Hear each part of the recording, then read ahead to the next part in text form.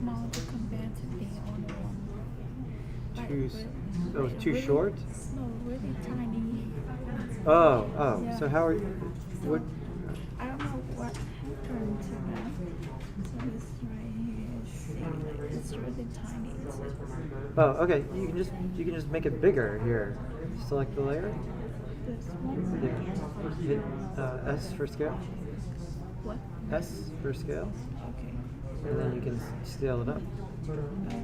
So if you drag the value there. Right here. Mm-hmm. And then go up. Mm-hmm. Thank you. Mm-hmm. And then how long to hold for the live submission? Because I think I'll finish this tonight. Is it okay? Yes, you can. Yeah, sure. Thank you. Mm-hmm.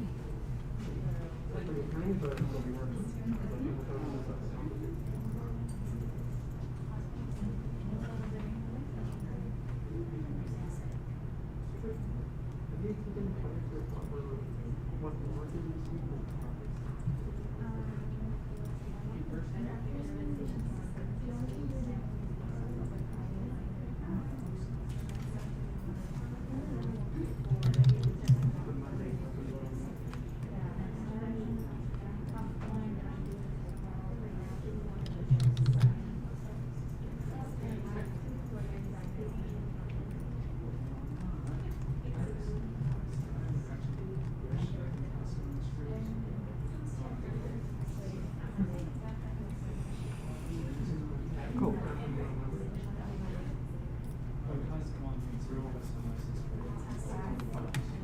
All right, everybody. Everybody got their notebooks ready? Let me just say on this channel, the live stream is starting. I can just do it here.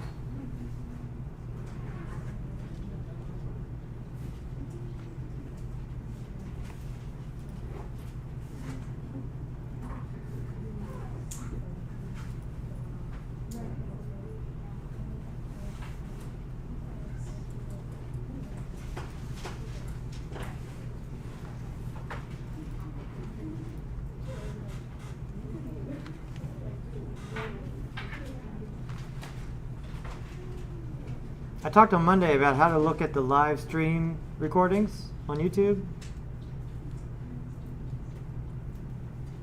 Yes or no? No. Can you post it on YouTube?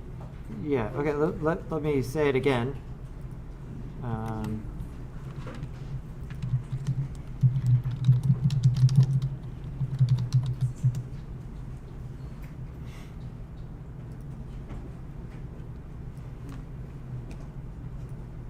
Cool. All right, so for under videos, most of when I cover something specific, or I'm talking about something where I'm covering a very specific topic, something that I'm going to want to pull out and keep separate, that'll be under videos, right? But the general recording of the class is, I'm live streaming all of them now because that's set up. And so if you go to my channel and you go to videos and you look here, past live streams, everything shows up here, and I'm labeling all of them now, according to date and class. And so this is the I'm not editing this. It's just sort of the raw. This is us in class, right? All the everything, right? And so people are watching the live stream at home, and there's the chat and everything that I can see while we're doing our stuff. But all of the raw video stuff is here. In next week, there'll be a tutor for this class working, and she'll be coming into these live streams and posting some timestamps as far as so you can fast forward to what happens where, if you need to go back and review something there. So there'll be timestamps in the comments for the different subjects, but that's where everything will be archived. Does that make sense for everybody? Okay, so select important things will be in the video section, as well as the specific tutorial content for a project, like we've seen for the bouncing ball project. Like those videos are here. My channel is any channel is searchable, right? So if you're like, oh, Casey said something about media encoder, you can search just the channel, and all the videos I've talked about media encoder come up, right? So it's all there. But the further you go back, like not only am I using older versions of the program, but these were like older. I haven't erased anything, right? It's all, some of it's valuable up there from previous versions of the class. So that's all there. But just the entirety of what's happening in class is archived here under videos, and then you need to select past live streams. I don't know if I can bookmark just this page.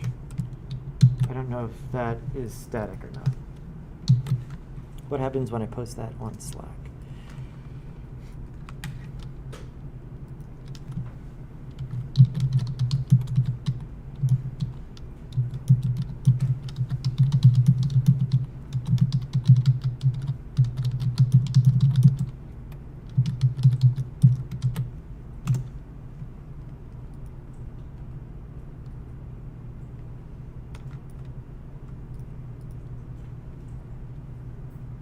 Yeah, that works. Cool.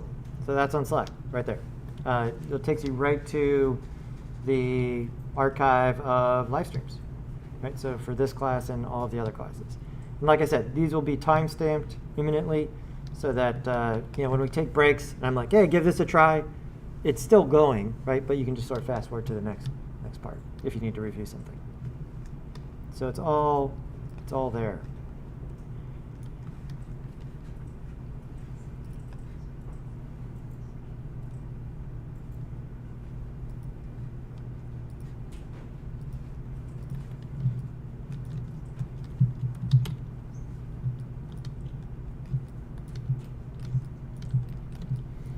Cool. Make sense?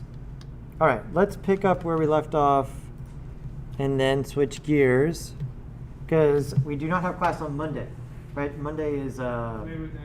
Right, Labor Day. Hopefully everybody's off work as well, or whatever. I'm not. So Louise isn't. Where do you work, Louise? All right, you're at. Where are you? IHOP. That's right. I was like, it's a pizza place. Nope, it's IHOP. Okay. Do they have pizza at IHOP? Pancakes. Is there like do they make a pizza like on a pancake? I mean, It sure. seems like that should be a thing, right? Right? Yeah, sure. Let's use the strawberry glaze. That's tomato sauce. You can add some cheese pieces, and then. Okay, I'm really onto something here. I'm gonna. This is a good idea. Cool. All right, let's get a render out of this. So there's this, as you look through the videos and everything, right? There's this class 184 at 4:30, and then there's also another section of this class right after this, right? However, it's all a little blurry at this point. Not only because I'm here for like 12 hours, but then I'm teaching two versions of the class back to back. And you're all combined on campus, and you're also all combined on Slack. So it's like 40 people that are all taking the class at the same time. And so I do the same stuff here and there, but it's a little bit different. I'll do one thing or not the other, that kind of stuff. So be aware of that. If you look at something, you're like, I don't remember doing something like this. I mean, I'm not doing something totally different. It just ends up looking a little bit different sometimes. And so, yeah, when I did this in the night class, I made a slightly different sort of radio tower setup instead of more of like a satellite dish setup, right? And then the other part that was different was I don't know if we duplicated these. Did we duplicate these? Right? How do you duplicate something? Okay, so how we can Control-C or Control-V, right? If I just select something and just go Control-C, Control-V, the good old copy and paste, right? Or in Cinema 4D, if you hold down Control when you drag, it is copy drag. So I can start dragging, hold down Control, and now you see the original is still there, and I've got one over here, and I can let go of them. Yep, it's a little bit tricky, right? So right now I'm holding down the mouse button and the Control button. You have to let go of the mouse first, then Control. And that gives me another satellite dish. And I can rotate that one a little bit.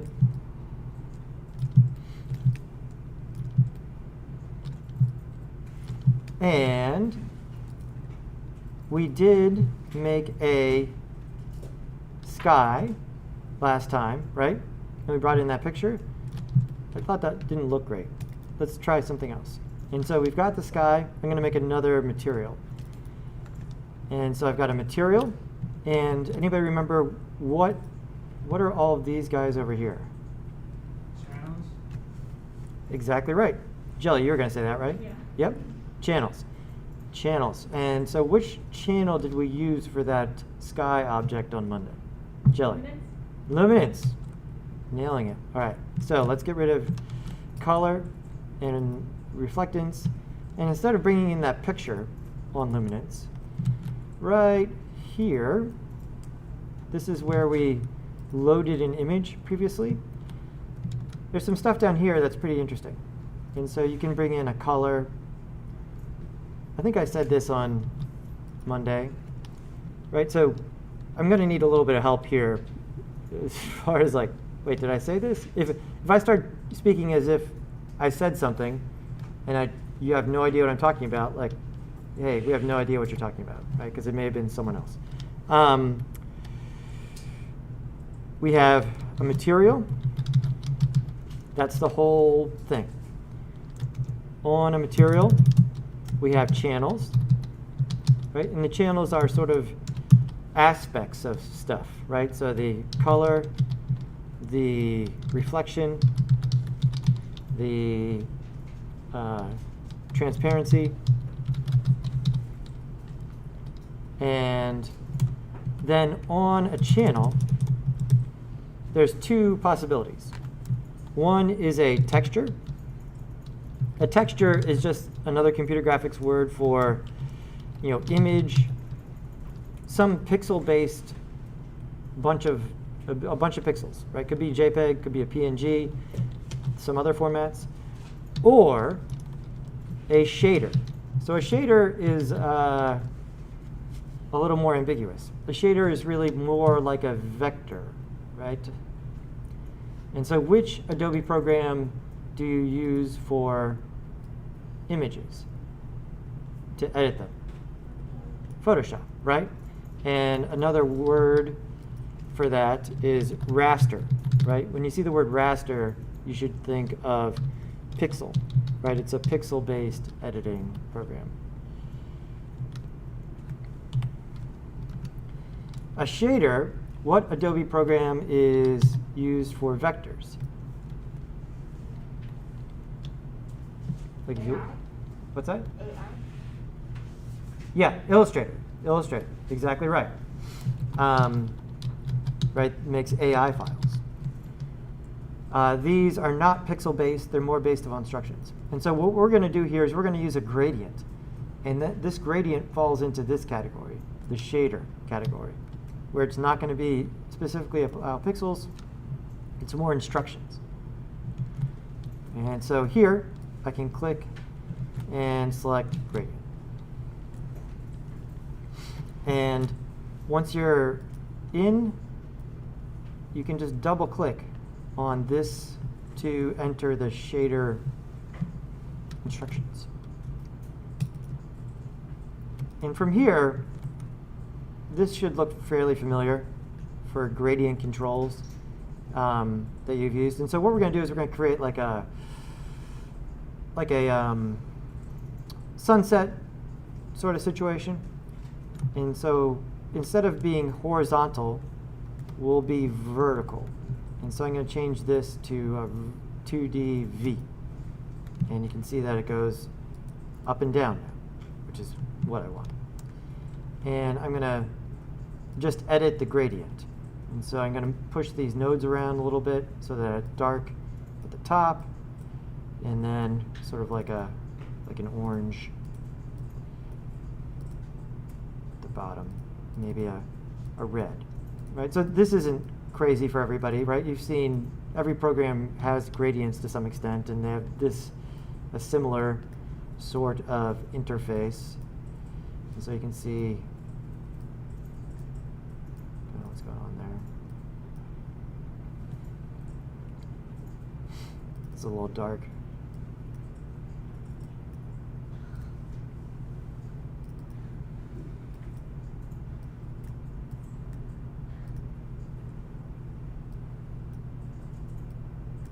So the further apart they are, the more fading you'll get between them. If you want to make a new node, you just click in empty space, and it gives you a new node. I'm going to make this one a little more orange. There we go, I like that. And now this new material, which I'll call sunset, I will put, I want to fill up the whole space with it. So which object do I need to put it on? Exactly. Right, so you can just delete the picture one that we had before. Okay, there we go. And if we start mousing around, you can see the gradient applied to the whole area. Yeah? Right, so it's blue at the top, red at the bottom. I kind of want more of the sunset in here, and so I'm going to need to smush this gradient a little bit. So I'm going to bring this down, and this, yeah, it will, see how it updates? So that's pretty awesome. So we can do that, and that.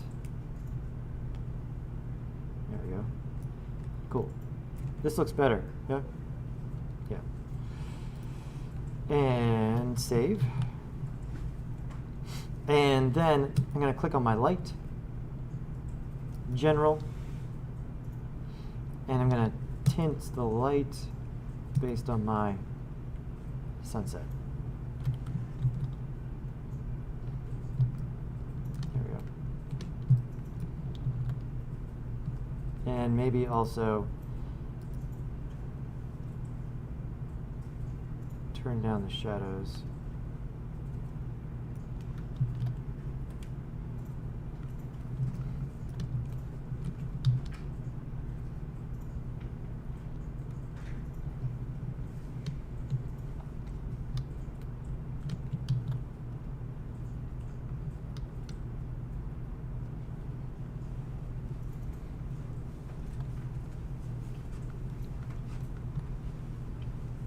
So does that make sense for our scene here? I think this looks better, right? So I made a new material. I only used one channel on that material. It was which channel? Luminance, right? And then on the luminance channel, I put what type of shader? Gradient, right? The gradient manipulation stuff, that looked, everybody understood that, right? That looked familiar from other programs, right? We have a node, there's different colors, you can sort of slide them around, so on and so forth. And then, and what's the shortcut for looking at the render?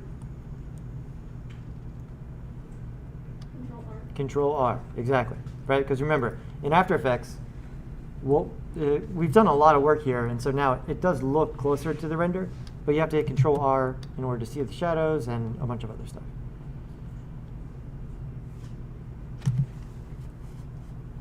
Okay, let's all take 10 minutes and switch out the sky so we end up with a better image here that will be nicer. Let me check in with the chat. Someone's on the chat.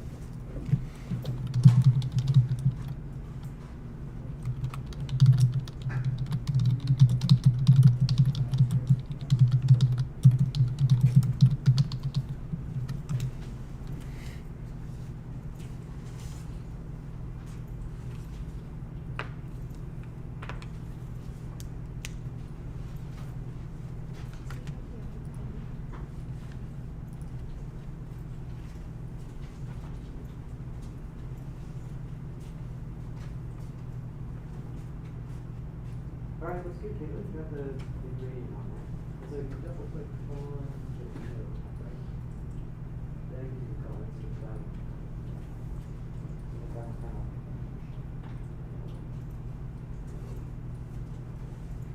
There you go.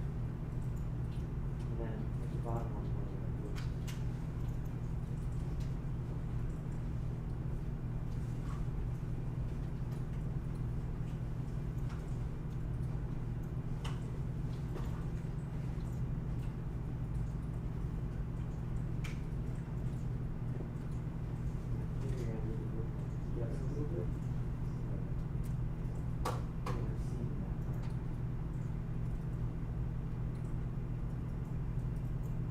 go ahead and try that.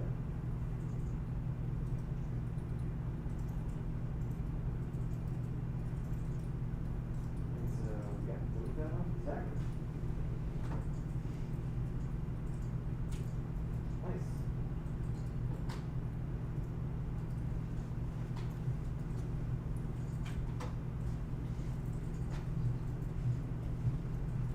Frank, do you have the file from Monday? Okay, we'll go ahead and open up 740 on the board where we are. See how's it going.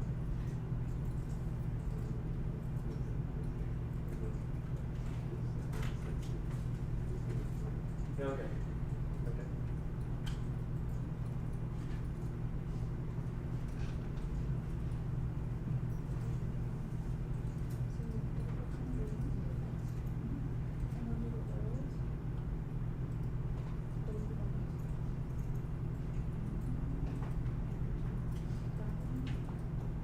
You guys have the file for Monday? Louise, you have yours on Monday? Should say Animate. Look on the D drive. That's good. You might want to take the two nodes and smush them together more, because we're probably going to render it kind of zoomed in, so you can see more of the gradation color.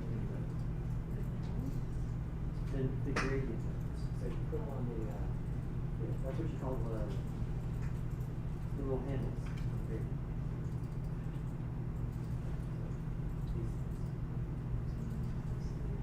Yeah, because you know, this is the whole gradient, but it is spread across the entire sky. But we're only going to see like it's part of the sky, so that's where you need all the action for your gradient. You're looking good. You wanna put on the luminance. That's right. You got luminance. Turn off the other chip.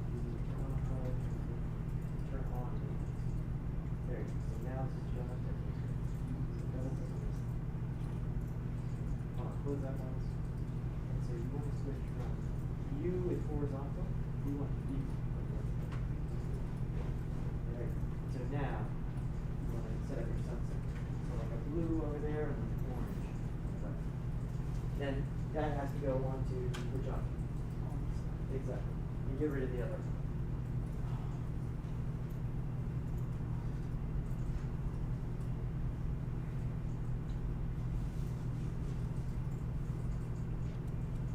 You have your file from Monday, Justin? Like the one we were working on, the radio challenge? Yeah, you don't need that image. That's what we're replacing. So if you were working on this computer, right? Yes. Okay, so you go to File, and then open Recent. Yeah. Or Recent Files.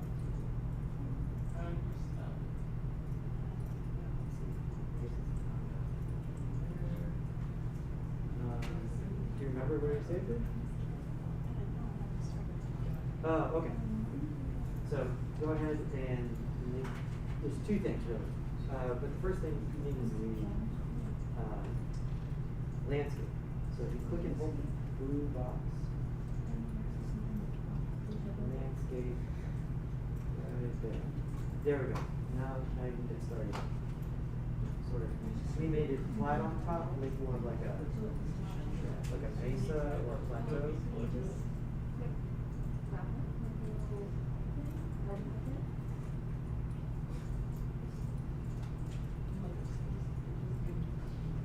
Oh, that's a fancy mouse.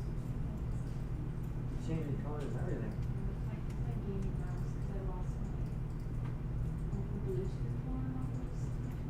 Oh, okay. Why does all the gaming stuff have to change colors all the time? Is it pretty? Okay. A lot of people like the RGB stuff. Yeah, there's a girl in the class before this. She has a brand new laptop, and the whole keyboard is like going off all the time. It's like I'm at a rave, just looking at her computer. Yep. Turn off color and buttons. And then here.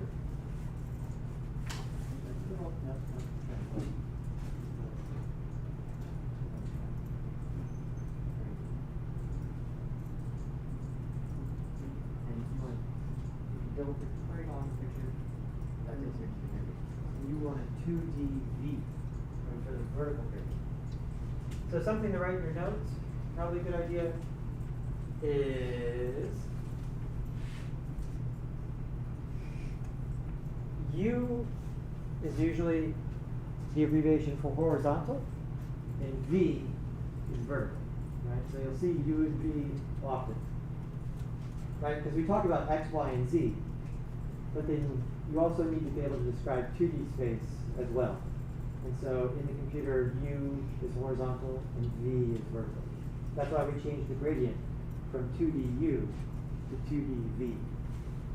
Right? So V is obviously easy to remember because it's vertical, but U is the one that is confusing at first because we don't think of U as being an abbreviation for horizontal.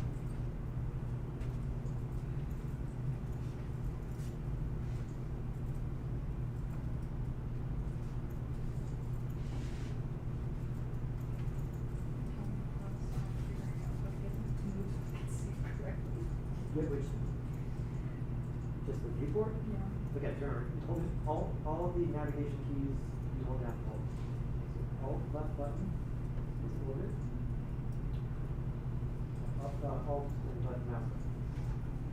Okay. Then Alt plus click middle wheel is move. And then Alt and right is move.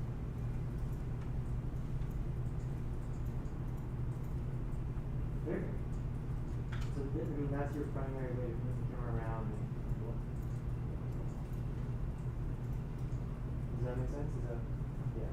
The more you do it, the more it gets in your muscle memory. And the good news is that most of these programs use that same shortcut. So once you get that down, it's you don't have to relearn it that often to use another program.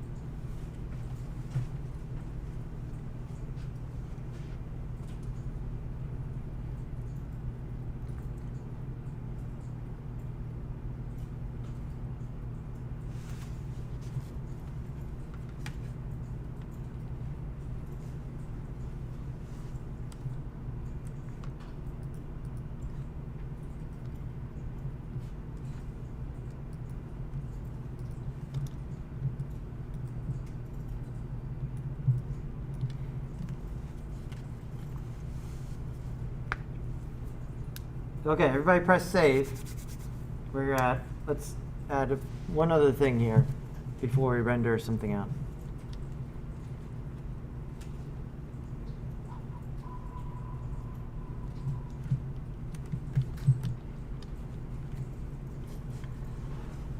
All right, this looks better, right? We've got our gradient sky, definitely looks better than the other sky. We've got our light here.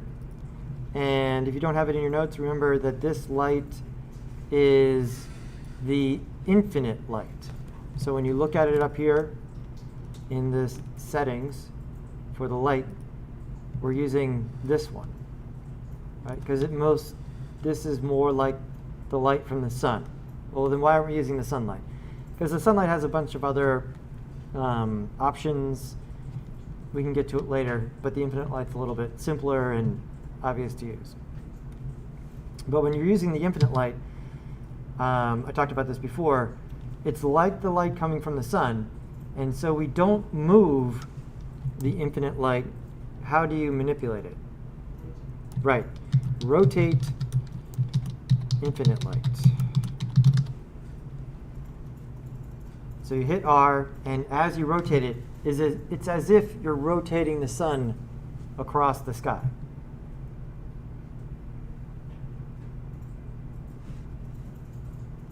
Does that make sense? And the shadows it produces are like the shadows that come from sunlight. They're long and essentially created in a parallel direction. Now, I like the image that we have right now in general. However, we did ease off on the infinite light. We said under shadows that we turn these down.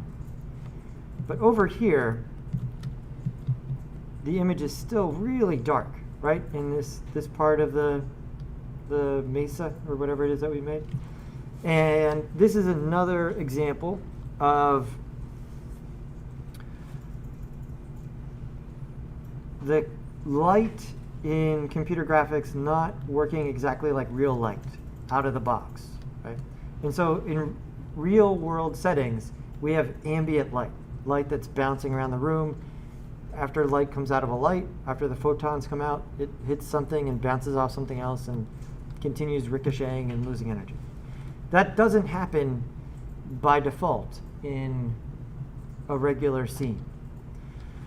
And so sometimes we need to kind of cheat and make it look like it is happening. And so what I want to do is fill in the shadows here in this infinite light. And so I'm going to relabel this one main light.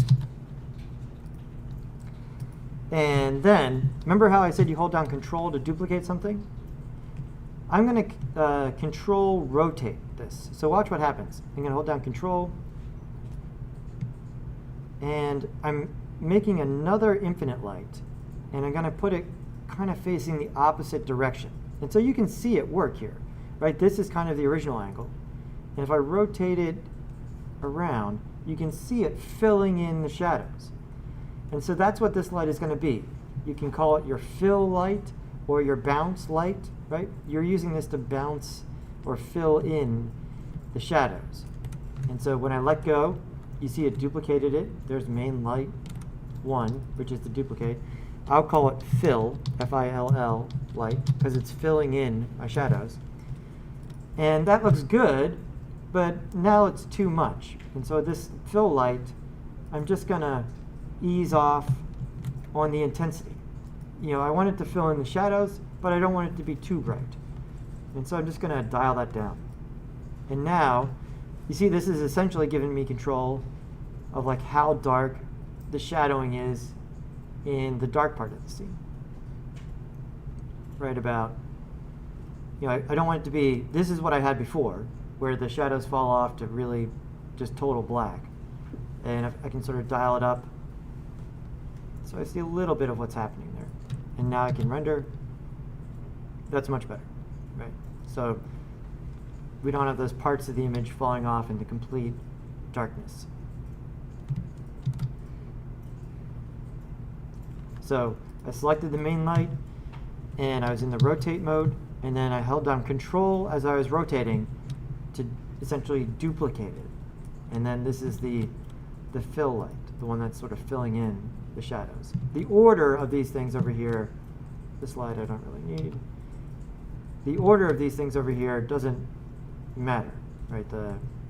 I usually group them together. Like I'll put the lights next to the sky, but it doesn't change the image at all. And so there we go. I have something that looks okay, right? Or at least looks better than it did on Monday. Let's render this out. And so up here under output, I'm going to make it high def. And so what is the pixel size for that?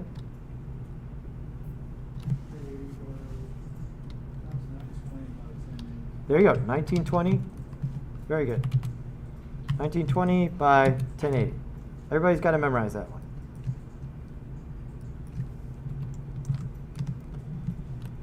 And we're just going to make a still picture, right?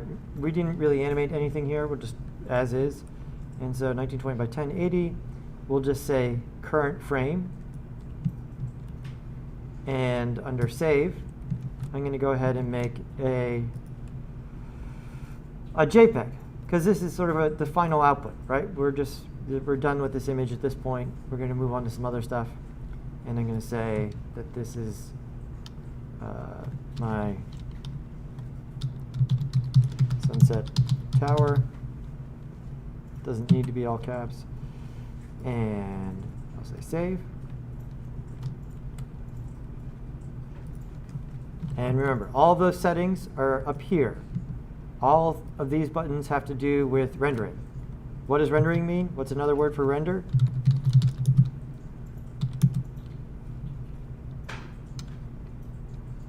When you render, you draw, right? You're just telling the computer to draw the output of what it is that you're doing.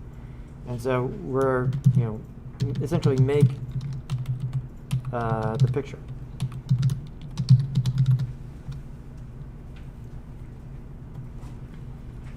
And so over here, this, and the buttons, I think, tell that story, right? What is this thing right here?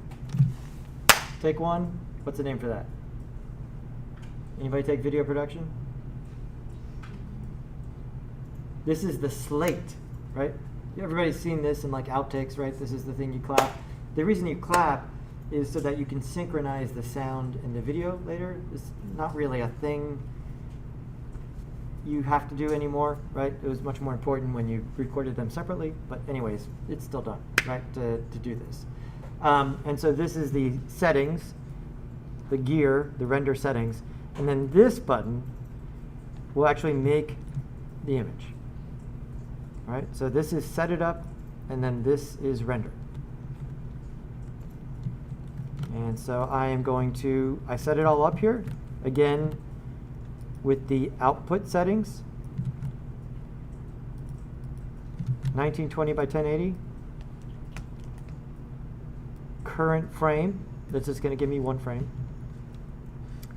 Save, I told it where to put it. I said make it a JPEG. And boom, rendered out the picture. I've got my 1920 by 1080 render. I can look at it right here.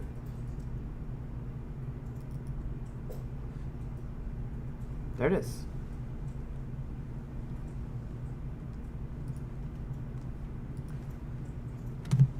Any questions about why we made this other light artistically? Does that make sense for everybody? Right? Shadows were too dark. We make another light to sort of fill in the shadows. So that was we had to rotate it because the type of light we're using is we have to rotate it rather than move it. So we're in that category. So everyone give that a shot. Go ahead and get your light looking good, and then go ahead and render out a picture. Feel free to use it as your desktop on your phone or your computer.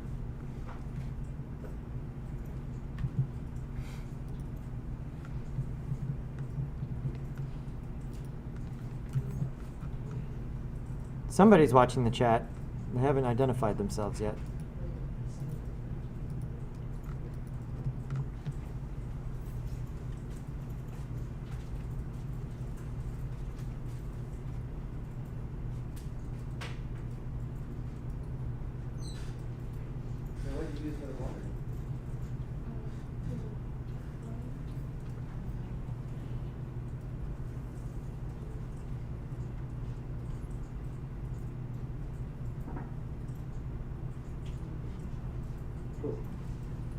you want to, you have it on the phone, right? Maybe zoom out a bit. Double click on that word, just read it through. And you go back to the channel. So you want to turn on well, the phone is going to go to my phone. Go ahead and load, yeah, do it. And let's leave, leave it at that for now.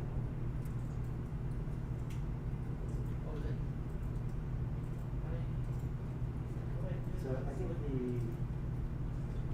pattern's too big, right? And so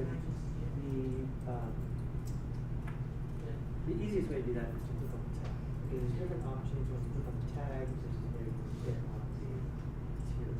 Right? So just click on it. There you go. And so this is how it's applied to this thing. Here you can turn up the top. So make it like 20 top. That's yes, yeah, 20 by 20.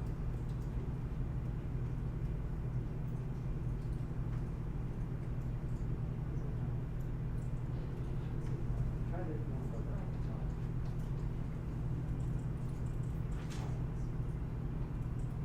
Yeah. There you go. There you go. Alright, see they're just changing patterns. Right, and now you see the bump. Go ahead, double click again. The bump is making that wavy pattern. If you turn that channel off, it's going to be like the flat, but now you have that bumpy pattern.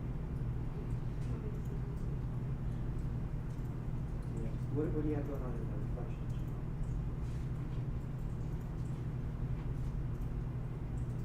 So go to add button. Yeah.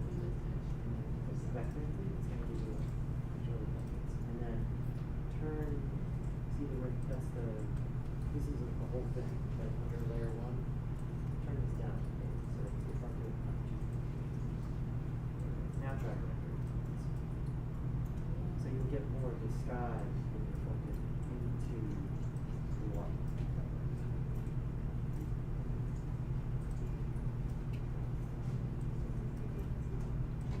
Awesome.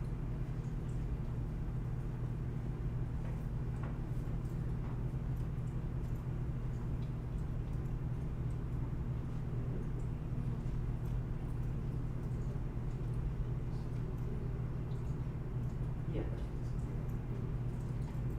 But you want to tweak through that. Right, it's like, yeah, name the file. Do you want which one? Yeah. The other menu insert one control part. Okay.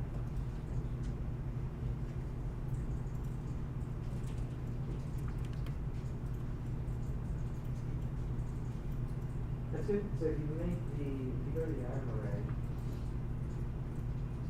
under objects, if you turn down the cylinder and radius, the sphere is too big.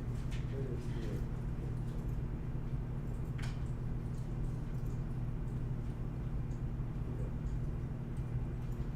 Yeah, that makes it more of a wide answer.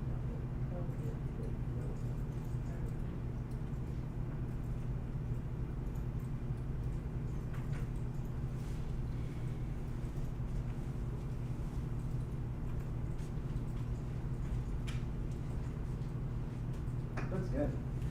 Looks good. Nice composition.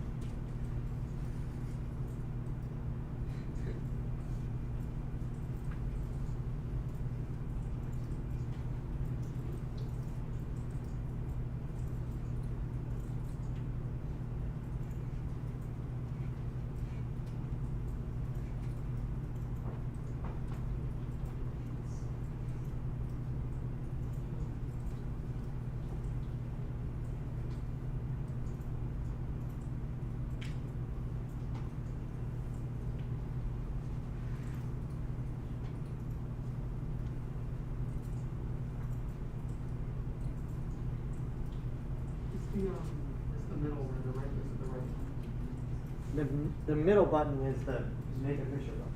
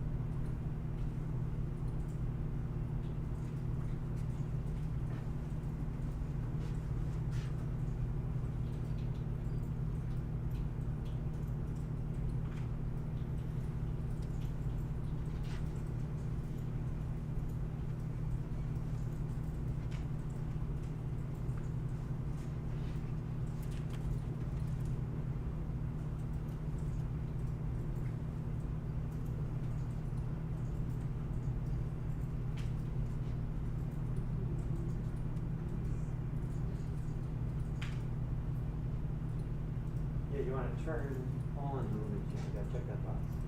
This box. There you go. Turn off the other. And then click on the triangle. Great. There you go. And then click on the box. And then you're in the vertical. 2D vertical, right? And then you go ahead and make it like a blue on the bottom.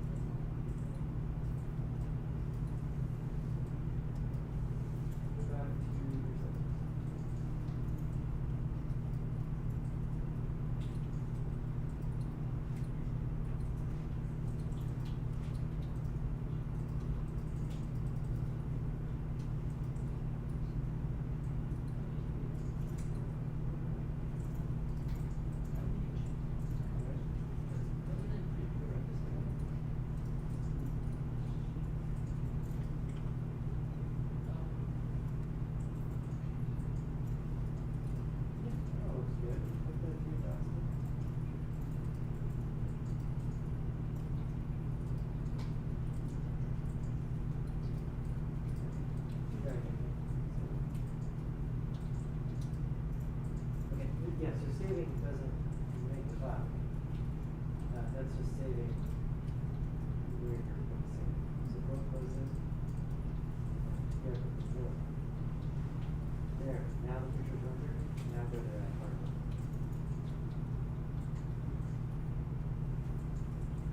Yeah, it should still be there. We go to D.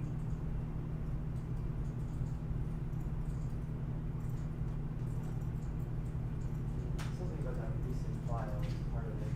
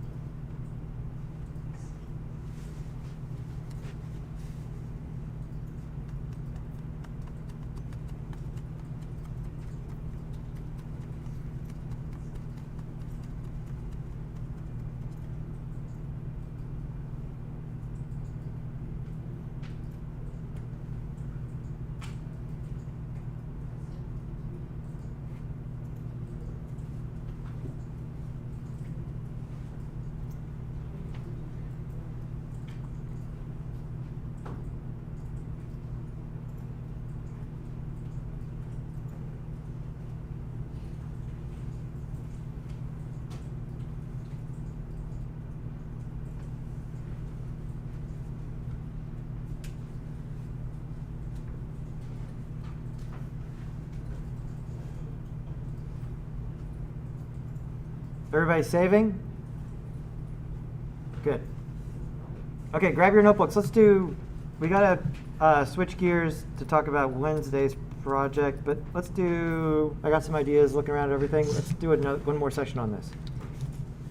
It's cool, right? Sort of understanding how, you're sort of putting something together piece by piece by piece, building a whole scene here. So, yeah, Monica's looks really great. She did something fun that really helps with the scope of this, right? So this, especially when you're working in 3D, communicating scale, right, can be difficult sometimes because it's kind of like you're working with all these tiny models, and until you really put something in there that gives people a reference, it's hard to know, like, is this big or is it small? Like, there's no, in real photography, you have to do a bunch of work that kind of works this out, right? If you go to take a picture of a bridge, you kind of got to get to the right spot, you got to use the right lens, and then the sense of scale was kind of communicated in the photograph. Sometimes better than others, but more or less. So let's, usually, in order to make something seem large, we need to include something small in order to communicate that scale, right? And this is kind of a cliche in some of these computer graphics renders, but putting a person in there, like a tiny person, next to anything, all of a sudden makes it seem like a giant thing, right? If you follow this kind of thing on Instagram, there's umpteen pictures of like a huge teddy bear. And the reason we know it's huge is because someone also put a tiny person next to it, right? And this happens again and again and again. And so in the primitive settings, there is a little figure. And so once we update all the versions of Cinema 4D in here, there's other things to use, but we'll use this for now. So we bring in the figure. Oh my gosh, he's giant, right? Because he's like the size of a radio tower. And you can come in here and kind of move to where you would want. Now, again, I'm going to go to the orthographic views to sort of get a better sense. And then I need to scale it down. What's the shortcut for scale? That's in After Effects. R? Close. Or T? T. You're one key away. T. And so I can bring this down really small. Maybe there, right? And let's put it in a position where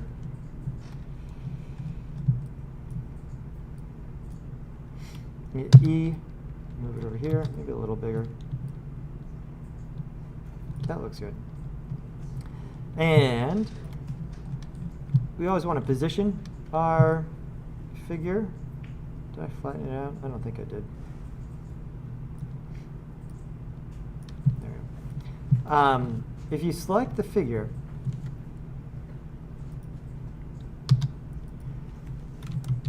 and C converts from a primitive object to an editable. Convert to editable.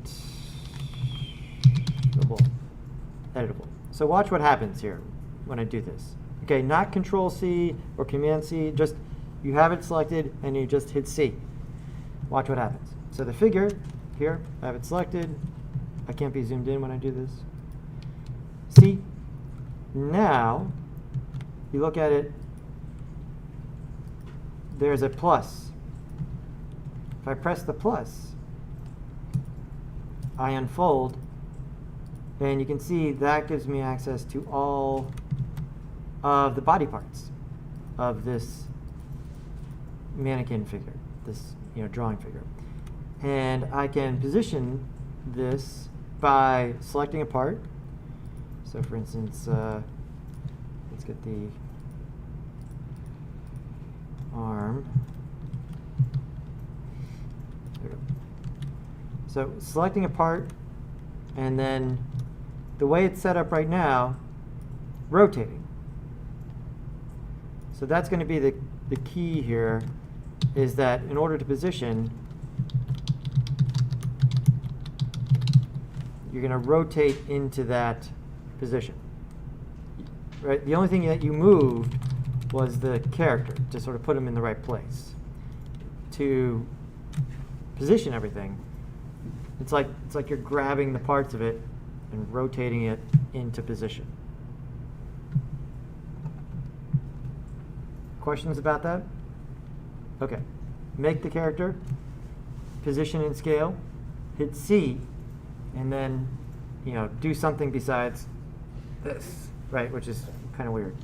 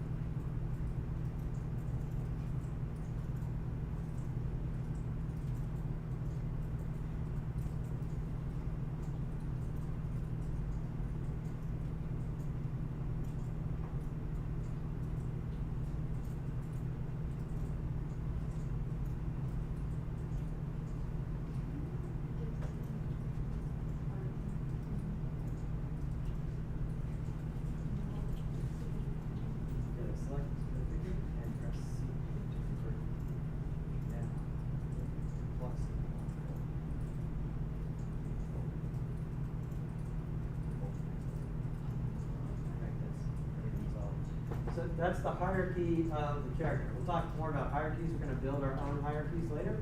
But the top of the hierarchy is the pelvis on characters usually. Because the upper body is built up from the pelvis and then down the pelvis towards the legs. So Frank, before you start rotating the character, you want to probably put it, maybe delete that one, make a new one, position it where you want in the scene, then start posting.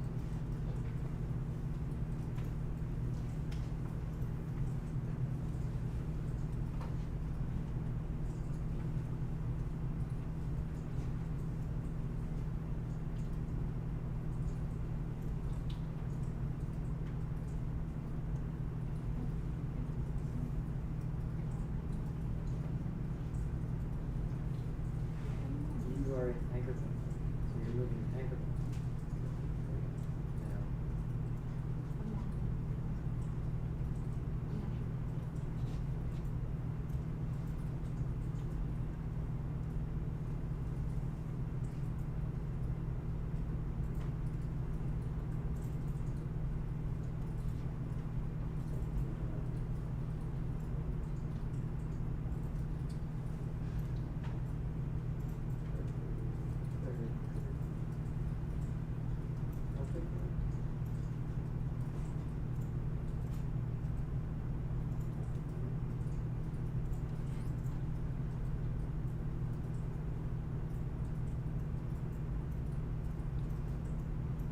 It's a shortcut that turns us off. I always forget what it is. Let me look.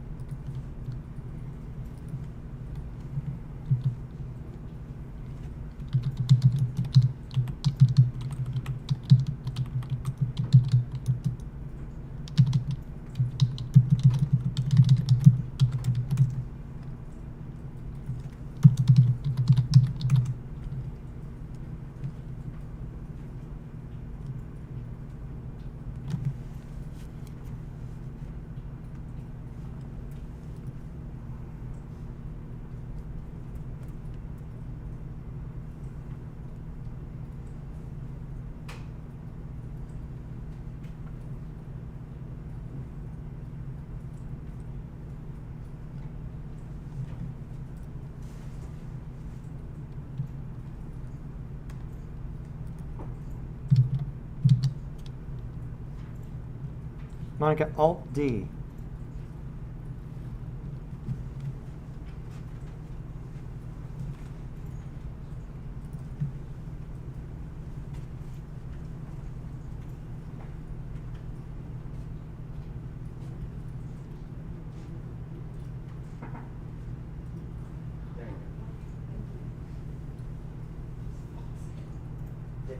Everybody write that one down. So, because we use D for many other keys, Alt-D turns off the axis. There's not an instance where you would want to use this, but people do it often by mistake. And so, if you think you should be in the move tool and you should be seeing the arrows and you're not, Alt-D. So the Alt key plus D turns that off. Yeah, axis on and off.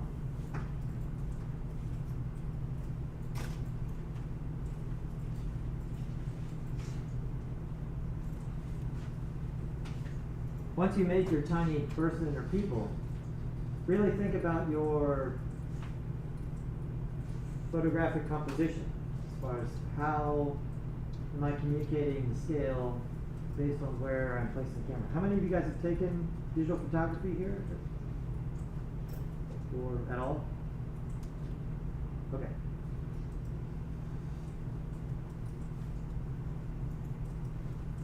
You definitely want to bring those skills to bear here as well.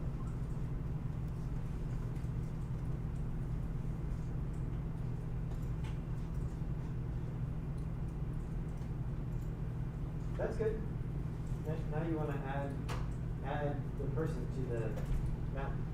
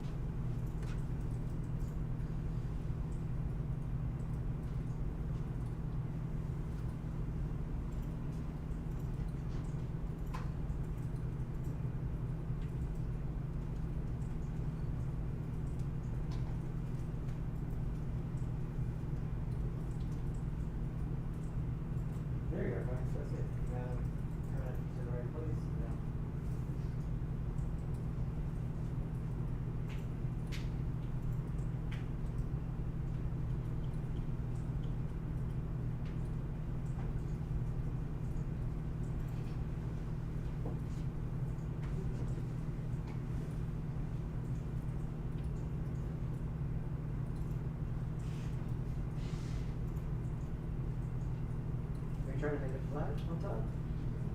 So you wanted to hit C on the carrots, not on the smooth.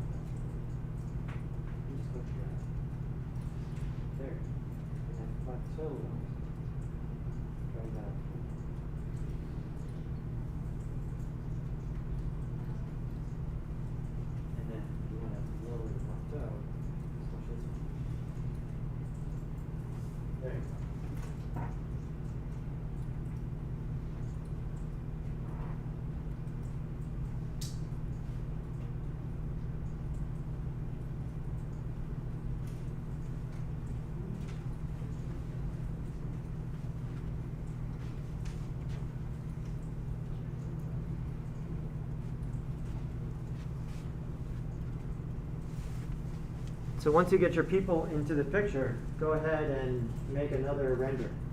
Before you render though, go to your render settings and change the name of the picture so that you don't save over top of the previous picture. That way you have both of them.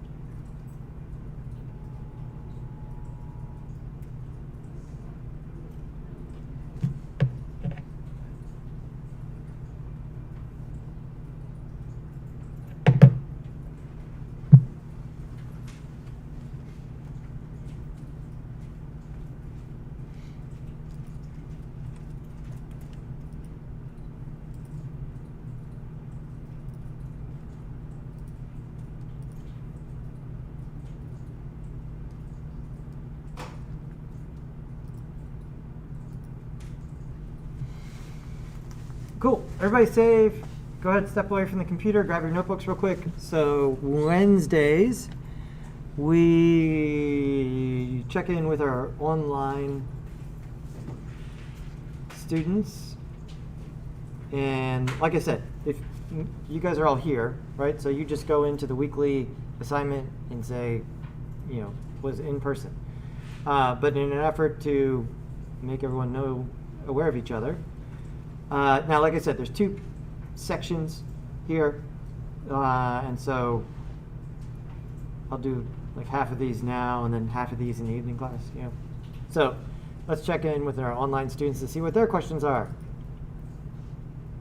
Hey guys, my name is Ron. I had a lot of fun working on the bouncing balls animation this week.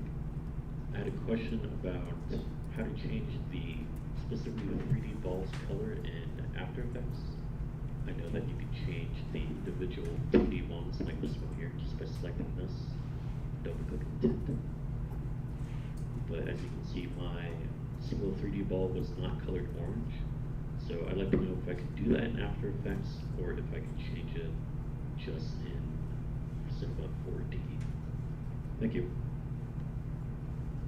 All right, Ron. Say hello to Ron, everybody. Good question, Ron. So, I mean, he was on the right track there. If we have something that's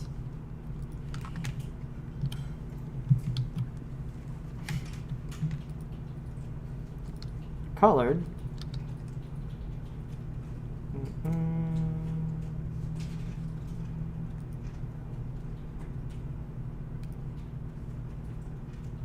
we'll take this.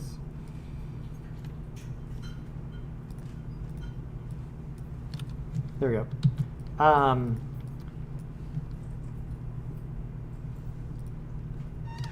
Right, so if it is black and white and you want to add color to it, the tint effect, right? Remember, all of our effects in After Effects are over here under Effects and Presets, and I am always searching in this menu because there are a lot, right? These are not the effects; these are the categories of effects, and so each one of these you can twirl down, and there's umpteen more.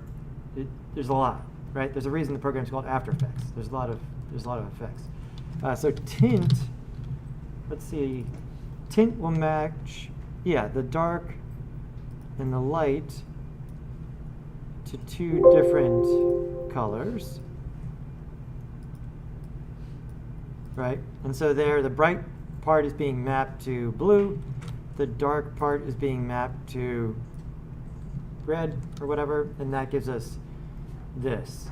So that's okay for some applications, right? If we take something, in this case, it's just making this mapping based on the general brightness, right? So the overall brightness is being calculated by adding together the R, the G, and the B to get, you know, total brightness. And then that value is being used to do this.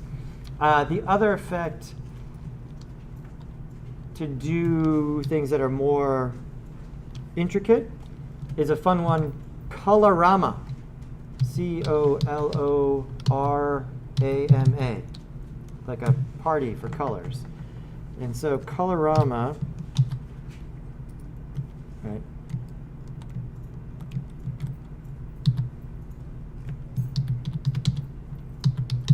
Colorama, right? Colorama takes the input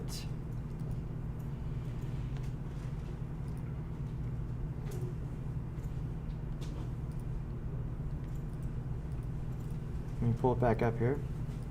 There we go. Takes the input brightness and then maps it to a whole output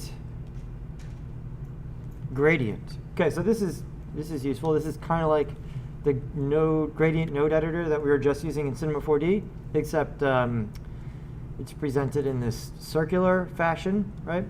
And the interface is a little bit different in that if you want more, you can click to get more nodes, and if you want to get rid of them, you can just sort of tear them off, right? So if I wanted this just to be red and green, you can see that moving these around changes how the input is mapped to the output color.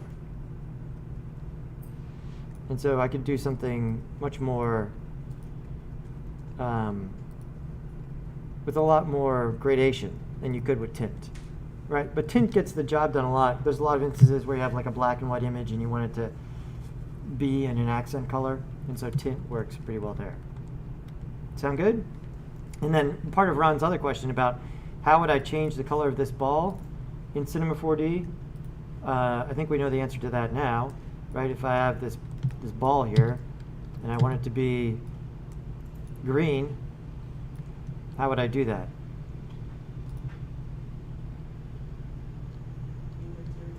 That's right, make a new material. Exactly, Frank. Go to color, dial this up as green. Now in the bouncing ball example, that was striped, so it's a little bit more, right? And so there, now this thing is green. Cool. Let's keep going. I don't know what I did with these windows.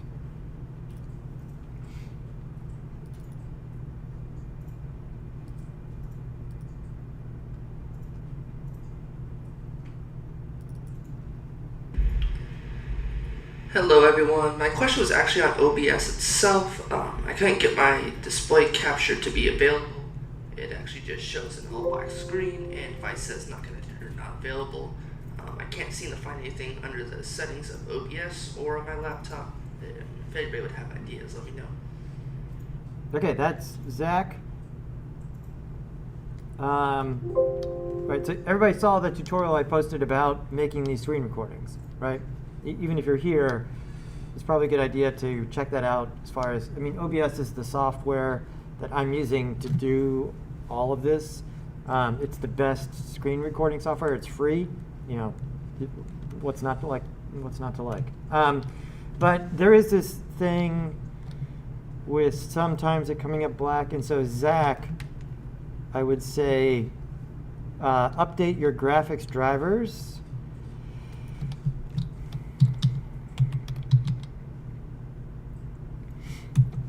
Unfortunately, that is different depending on what it is that you're doing.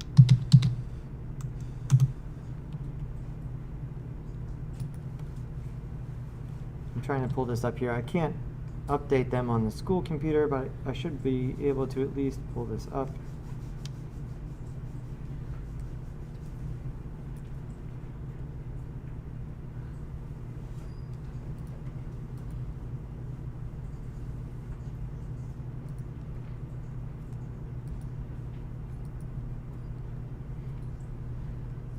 All right, I can't do this on the school computer.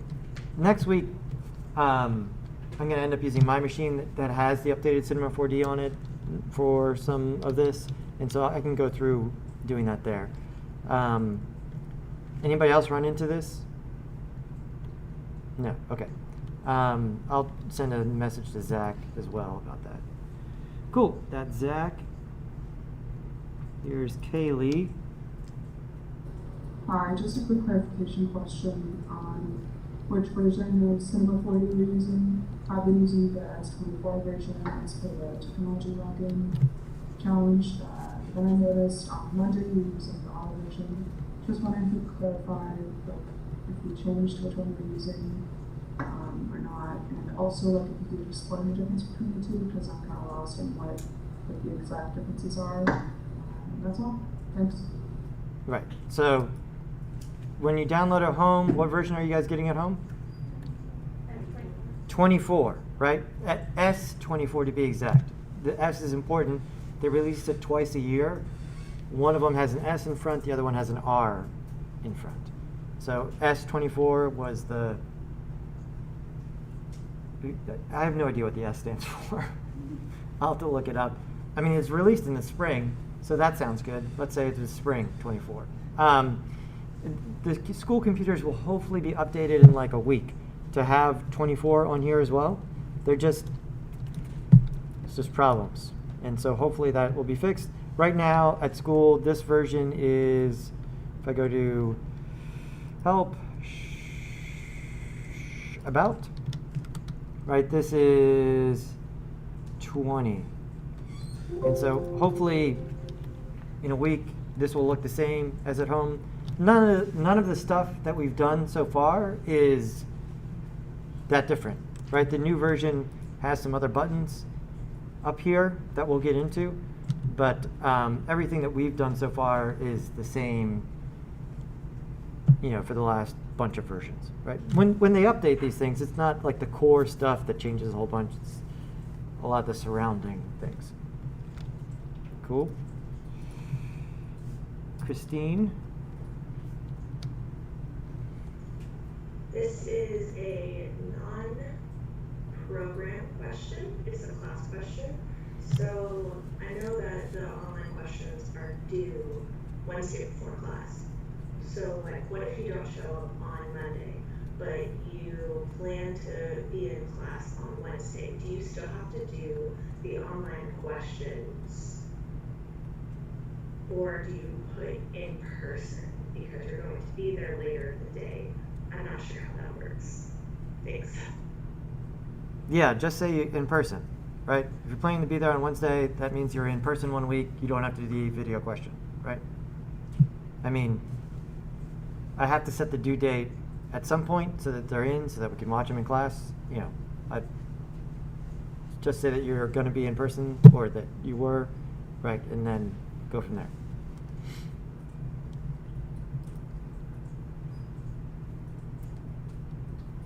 Louise, you submitted a question? Yes. Okay. But you know, let's watch it because you made it, right? But you know that you're here in person, so you're good. You don't need to make a question. So, but should we watch it? Testing. Should we watch it? Please. Okay, all right, we'll skip it. No. Yes. I'll skip it for now. Let's do one more. Max.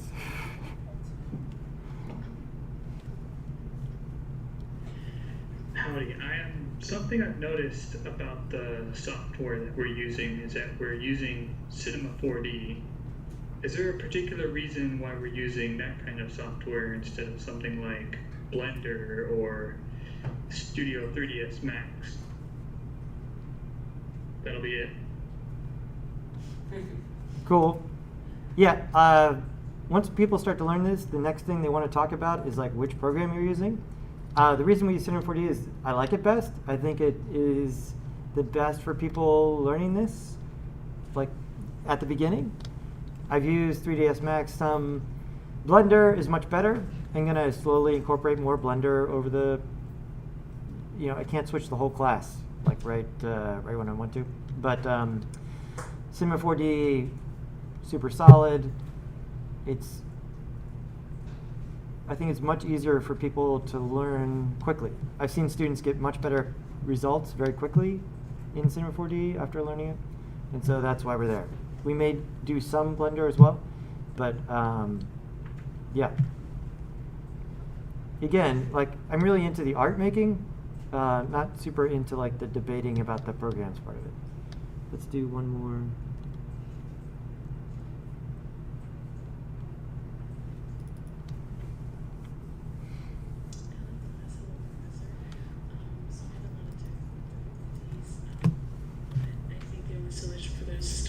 Computer to use, but for right now, an issue that kind of came up for me during After Effects when it works for my computer is the function of moving things in this space. Now I know if you push V, and the move tool comes up, but what it does is I've noticed for me is it only does, like for this one it would do this ball, but if I want to click on this one and move it, it doesn't do that. And I have to kind of go down here and find it in the layers and then push V again and move around. Oh, no, there it goes. Never mind. But it'll do it if I'm on the layer. But see, like, there you go. But my issue is like, I'm trying to figure out if I'm doing it wrong, because I was under the assumption that if you click V, like if I want to get this ball here right now, I should be able to click V and move it. But if I do that, it's only going to give me the one I'm clicked on the layer. So then I have to go down and find the layer and click on it and then do it. That seems counterintuitive. So am I doing something wrong, or did I misunderstand? I'd appreciate y'all's help. Thank you. Cool. Turn this down before everything blows up.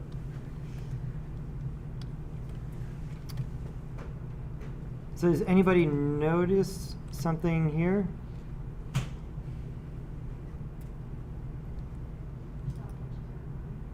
Say again? For stopwatches.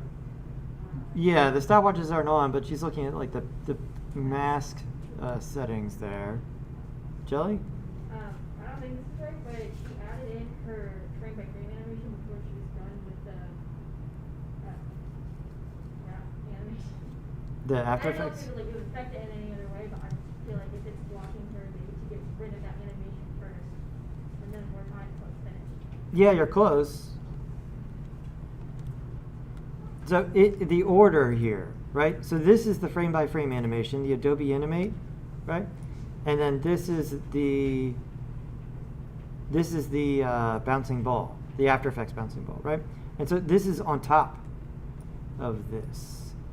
And remember, this is what do you call this? A bunch of images set in order? Sequence, image sequence, right? And so this is the whole frame, whereas this is just the one small PNG. And so, yeah, in this case, since we only need to see this part, you could just drag the ball above this. That way, when you click on it, you could just click on the ball, right? So that would help there. Just putting the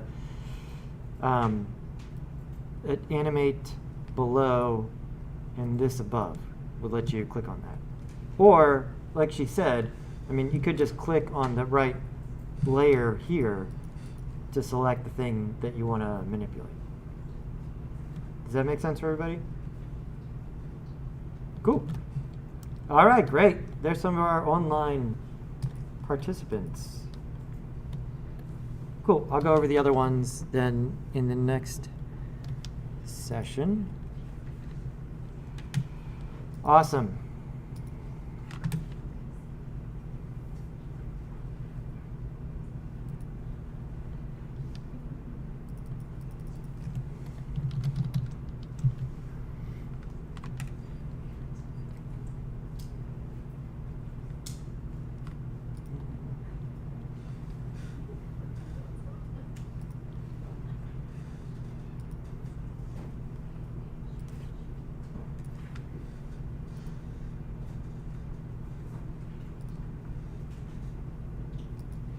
Great. Okay, so this is due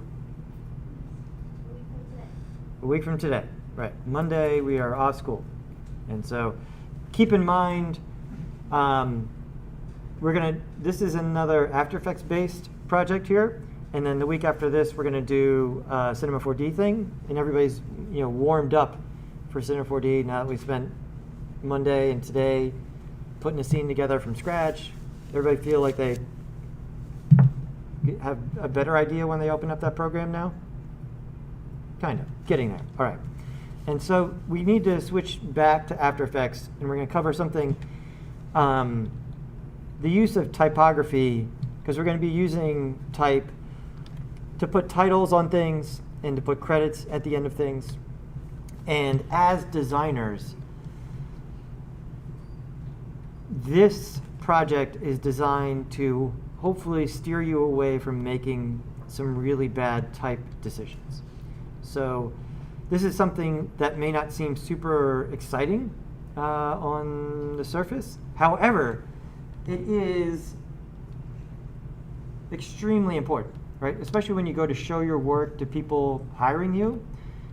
Design professionals will disqualify people based on bad typography decisions. It's sort of like a fundamental design thing that if you make some really out of bounds decisions will call all of your work into question. And so I tried to address a bunch of that in this project. So there's a couple parts. One, there's a really great LinkedIn Learning series here where Ina, she's like a typography master, absolutely great, goes over just some general concepts and some vocabulary for type in motion. And so I want you to watch this one. This is a great design resource, The Future, right? It's future with no E. Right? The future is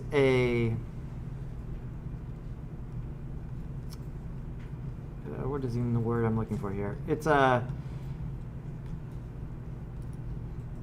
guy behind this is Chris Do, D-O.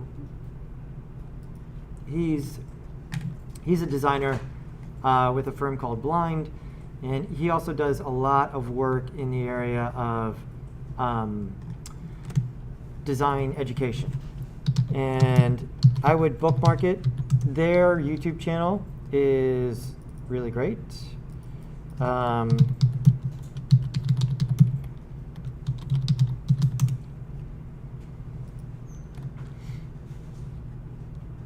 There's a lot of just really, all the content here is really great. He tends to focus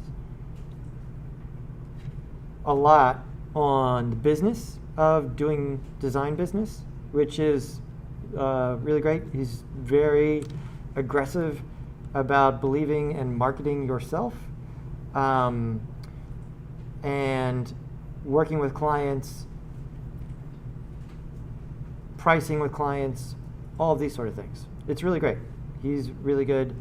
And yeah, this is kind of what he's been focusing on recently, is all of this content around design education. There's a lot of really great stuff here. He even has a bunch of online portfolio reviews, where you can see him reviewing other students' portfolios and everything. It's really great, super good. Anyway, they put together a video here. I'm not going to play the video right now because I'm recording, and a PDF that has some great rules of thumb for using typography. And again, these are guiding principles, right? Sometimes can be bent, sometimes can be broken. So flush left, use one typeface, skip a weight, double point size, align to an axis, only use, this is where a lot of students get into trouble, is they really try to be too experimental as far as what font it is they're choosing. I would encourage everyone to be way more conservative, okay? And so in order to help you with this decision making, these are the Chris Do approved fonts, right? And he's not way out of bounds here. Like, choosing anything besides these would probably not be a good call for a beginning designer, right?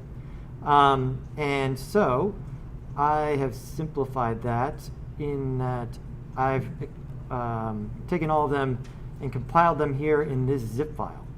And so this zip file has all of those fonts. The names are slightly different, right? So with fonts, there's this issue, like Helvetica is a copyrighted font. You need to buy it to use it. But these are all the Google font equivalents, which are free to use. And for instance, Roboto is the Google font equivalent. And so I've compiled all of the Google font equivalents, free to use here. And yes, Frank. So for the After Effects, when you were typing in the title for the Bouncy Ball project, I was trying to find Myriad Pro, the typeface that you used, but I couldn't find it. Right. So I was going to ask if there were some typefaces that were exclusive to some people. Yeah, definitely. Like like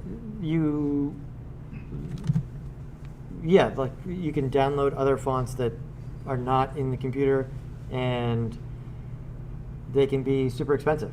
And so Myriad Pro is not. It's kind of a standard one. But yeah, this is a whole world, right? Typography design, people making very high-profile fonts. It's like a big deal. And so here, here's the zip file. And let me go over this real quick. So here's the zip file. I'm going to open this up. And I'm going to select all of these and say extract.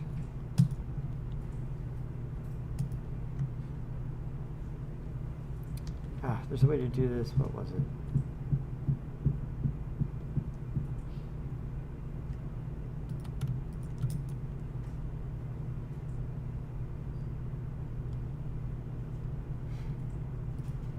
So I've extracted them, and I have all the font files right here.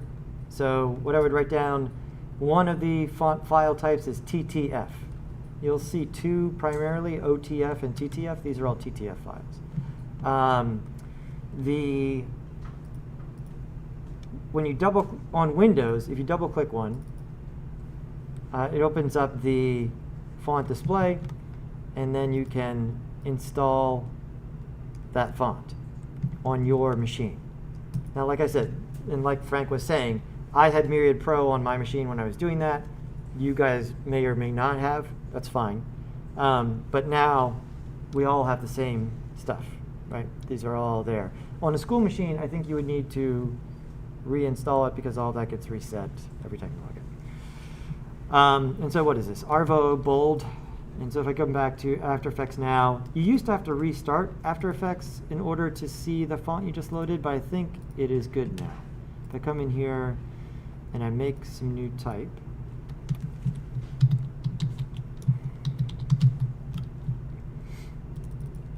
and let's make it larger, and come over here. Yeah, here it is. Right here. So this is great. You used to, after you installed a font, if you had After Effects open, you had to close After Effects and restart it, but now it seems like that's good.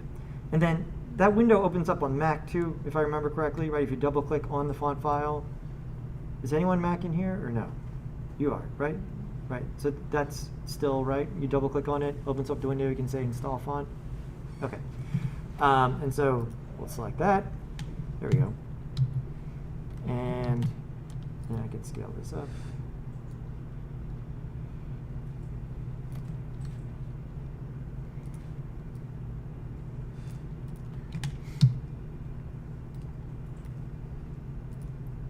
There we go.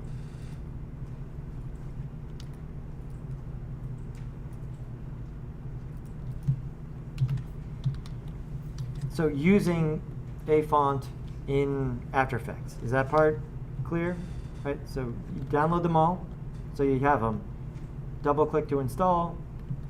We don't need to install all of them right now. You can choose which ones you want to use for this assignment as long as you choose from the list I gave you, right? And so the list I gave you is designed to keep you from making some really bad Comic de Sans or other regrettable decision like Papyrus in your font choices.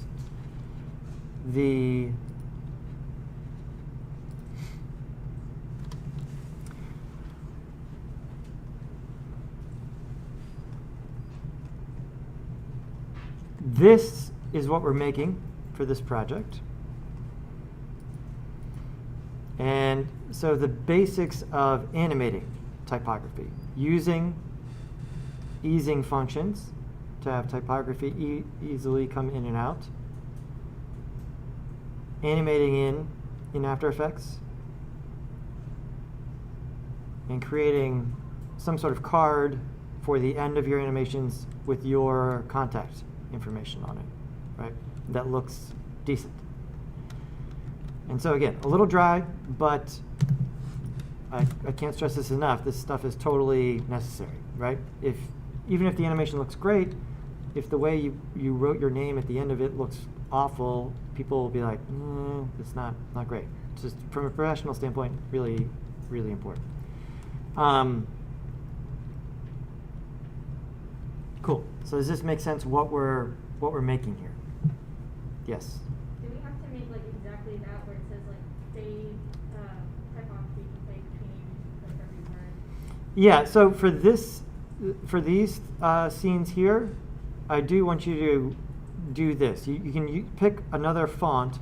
In fact, please do pick a different one than I did from the required list.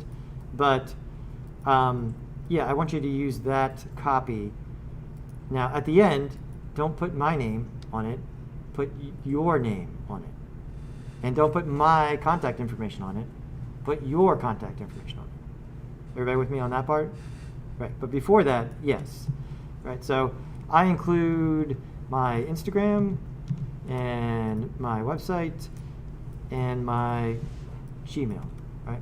And so whatever, if you have some sort of art presence on the web, whatever that is, or if there's a website or portfolio or Behance or whatever it is, that's what you should put here. Or an email that you're using associated with any sort of art presence, you want to put that in this field. Does that make sense for everybody? Okay, great. Now, so yeah, during that part of it, Jelly, I do want you to copy that. I want you to add a couple things to it, and that's what I put here. Is that there's a couple scenes here where I want you to do your own thing. And within the guidelines that we learned about throughout the entire thing, right? The Chris Do guidelines, and then everything from the LinkedIn Learning series, where I'm talking about using typography in motion, right? And so let's just talk about the word ease, right? And we can go from there. So adding a scene where you animate the word ease. Let's set something up here. So I'm going to make a new comp. Doesn't have to be 30 seconds long. Let's say 4. 24.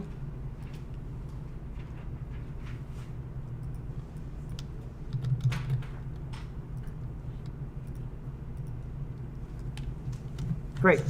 And let's get to work here. So ease.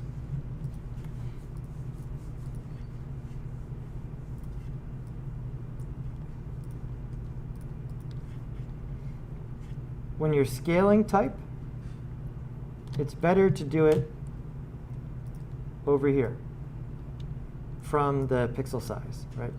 So that this number remains meaningful, right? Unless you're, when we're changing the size of it, setting up the size of it, do it over there. And once you change this, once you have this to where you would want to set it, then you want to center the anchor point, right? And so in this case, what's the shortcut for centering the anchor point? Awesome. Control double click right there, right? Because that'll change depending on what size it is. Right? And so let's ease this in and out. And let's also talk about this. Okay. And so here, these are the guides for After Effects. I am going to turn on title safe. So this gives me a few things. This outside box here, in fact, I should be able to draw a line. This one right here is the one I'm primarily concerned with. Okay? You do not want to put type outside this box. Right? So for instance, let me do it incorrectly.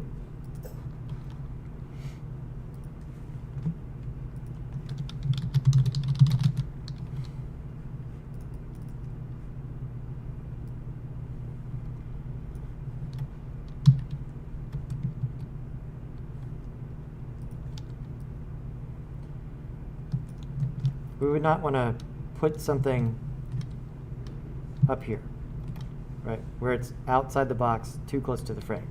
This is something students do at the beginning, is that they want to park the type up against the edge of the frame, or put type down here so it's like sitting on the bottom of the frame. This also looks bad, right? So not there or outside this. In general, you want to keep things inside that outside title safe box. That's the name for this outside box.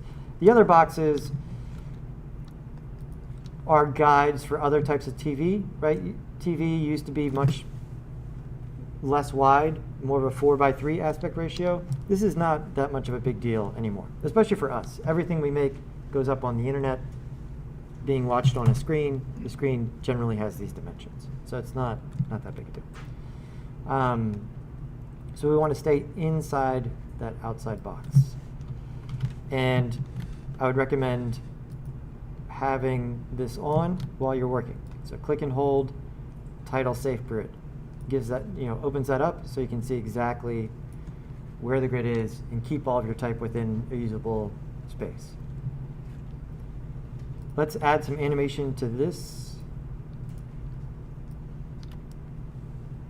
And so let's have it drop in and then ease out. So from the top and then out the bottom.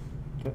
You can have the type be in that zone when it's animating, right? Like animating onto the screen, but not, not sitting there. Cool. So here, especially for typography design, I recommend sort of a backwards animating technique. So I like to set things up in the position where they're going to rest, then work backwards to figure out how they're going to get there. And this would be a case for that. So I know that I want this to come to rest in the middle of the screen. Right? We're going to go ahead and center this type, right? Because it's just one word, right? If we had more type, we would left align it, but we just have this one word. Right? We're going to do like more of a Wes Anderson thing, have it right in the middle of the screen. I'm going to put the playhead in the middle, right? So I'm not going to start animating at 0. I'm going to start animating further in. Let's say right here at 1 second. And I'm going to move it, right? So what's the shortcut for moving? P for position. Turn on the stopwatch. And now I'll go backwards, right, to the beginning to figure out how I'm going to get there. And so I want it to come down. I'm going to move the type up. And so I'm just grabbing the Y coordinate and dragging this up. Another rule I would encourage everyone to write down right now: only animate type in straight lines, right? And by straight, I mean you kind of have two options: either perfectly horizontal or perfectly vertical. A lot of students at the beginning make type that's animating in at these weird angles, and it looks terrible. Left to right or up and down. We're working in a big box. This creates certain expectations as far as the alignment of everything, right? And so there are situations in which you can break this rule, but at the beginning, I'd rather have everyone going straight this direction or straight this direction, right? One or the other. And there we go. Now, the other big rule, because Chris Doe has his rules, I have my rules. Type has to be on screen long enough to read. This one is huge, huge. Half of you will put this project together and the type will move way, way too fast, right? It's much better. I can't think of a single student who has ever turned one in where it's like, that's too slow, right? I honestly can't think of someone doing that. It's almost always the stuff whizzing around and none of it is there long enough to read. And that's really bad. I mean, it's not great in general, but it's really bad with typography because as soon as we see words, our brain is trained to start trying to read them, right? Like it's just what you do. And when you can't do that, it is extra frustrating, right? You're trying to read it and like you couldn't read it because it got on screen too quickly and then left right away. It, if it were a picture of something, that would be one thing, but for type, it makes it extra frustrating because you can't read it like you're trying to do by default. And so this part here, I need to copy and paste this keyframe to determine between here, I copied this keyframe, pasted it here, and so between here and here, the type will not be moving at all. And so here's the test. I'm going to hit play. Ease. Okay. That's long enough to read that word, right? So here, we need to, this is the end of the hold. I'm going to move it off screen. Again, straight down. I don't even recommend mixing directions, right? Having something come in and then out that way. I would first really nail just basic design first. Cool. Now, let's hit play. Is this easing at all? No, right? We have the default keyframing happening here. And the default is just linear. It's moving at the same speed. In order to ease, we want it to slow down into the final position and then speed up off the screen. And so let's get into it. I'm going to come into the graph editor.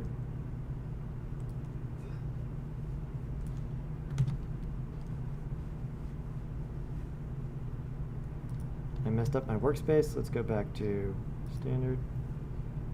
There we go.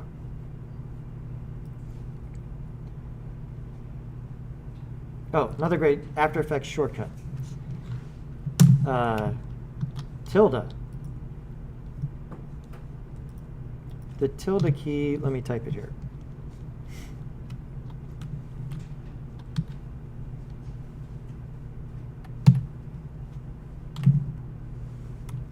That one.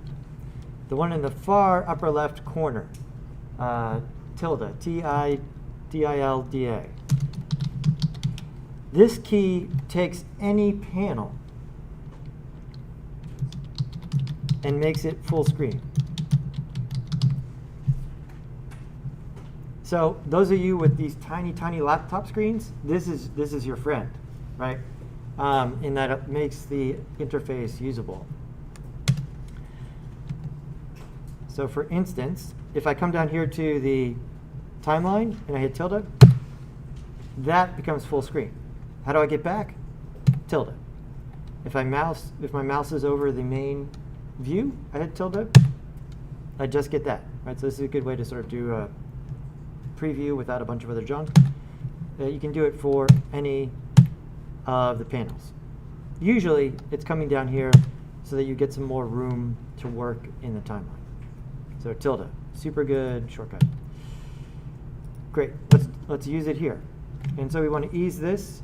In order to ease, in order to animate, we want to separate the dimensions. This button down here is separate dimensions, or right-click, separate dimensions. So I select it, separate dimensions. And now, you see, once we do that, we automatically get some kind of easing happening here.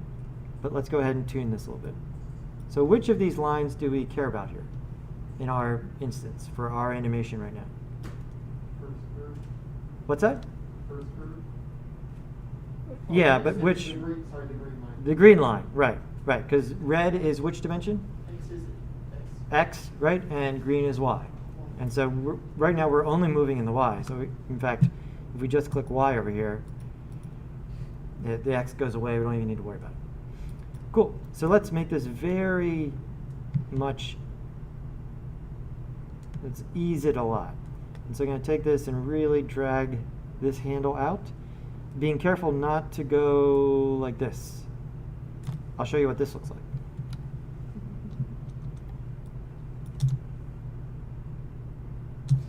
Okay, so you go, that's overshoot. Sometimes you want to do that, not this time, right? Let's come back here.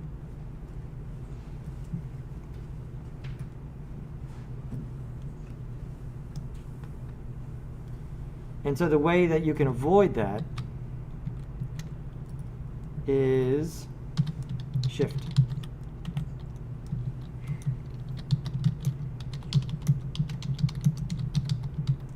We'll lock the handle.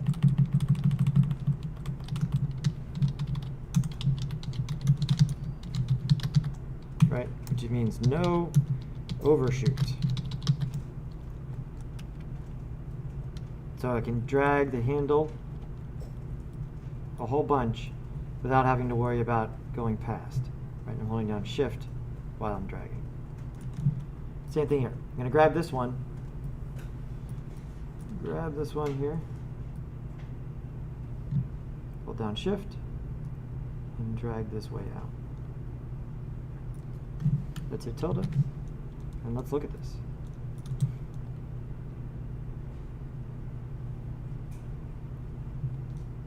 Better, right? We see it decelerating into the position and accelerating out.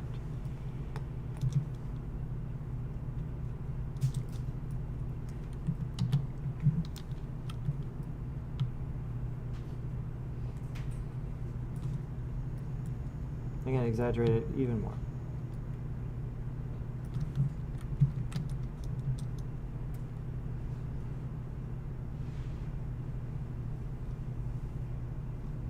Nice, right? So there we go. Pretty good animation for the word ease. Let's go ahead and give this a slightly different color, something that's not going to be quite as 100% white. I'm going to back it off a little bit. And then I need to make I want to make a background color. How do I do that? That's right, new solid. Right click, new solid. And we'll make it a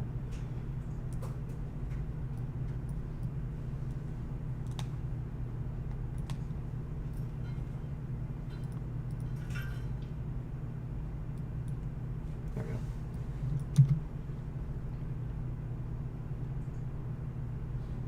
Cool. One more piece of the puzzle. It's moving quickly. We almost always want to use some motion blur, right? We'll get into this some more, but this is pretty easy. In After Effects, this is the symbol for motion blur.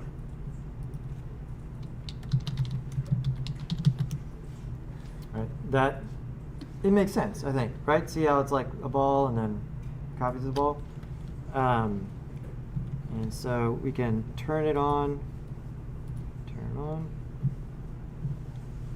Let's see, do I need it on the layer? Let's see. Yeah, so you need two places. You need to say that this is a comp that's going to have motion blur enabled globally, and then here you need to say that, yeah, this layer has motion blur. So you can control motion blur on a layer by layer basis. So turn that on, turn that on.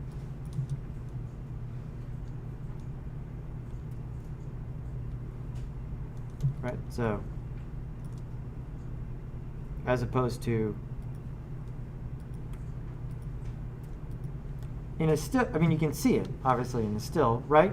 But I think it is most impactful when things are actually moving. If we turn it off, it just helps it seem more natural, because anything moving at this speed would have, you know, sort of a natural motion blur, and this helps in that regard. Yes. So can you repeat so what's the difference between the two motion blurs? Like, So this, they're just two switches. This switch is the motion blur for the comp, right? The entire comp, right? So if this is not on, even if you click the other ones, you're not going to get any motion blur. And then this right here, this is the motion blur for the layer, so that you can choose layer by layer whether something needs motion blur or not. Does that make sense? Yep. Cool.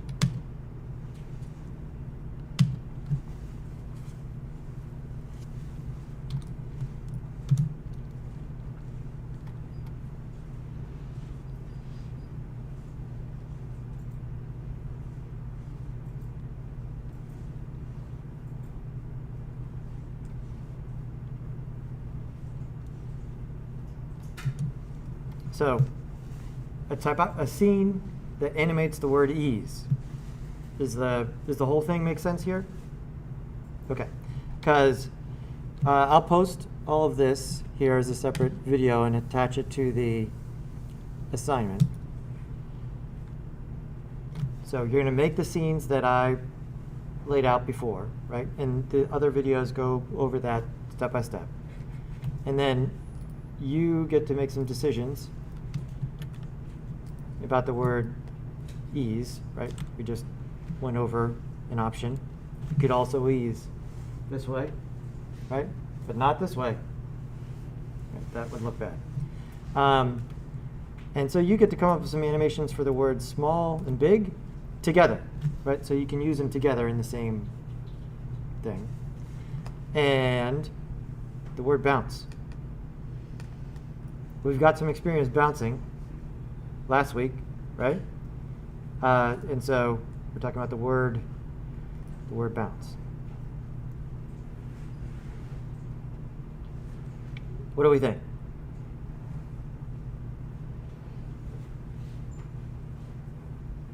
Cool, right? So a little dry, but I tried to build some stuff in here at the end for you to have some fun with.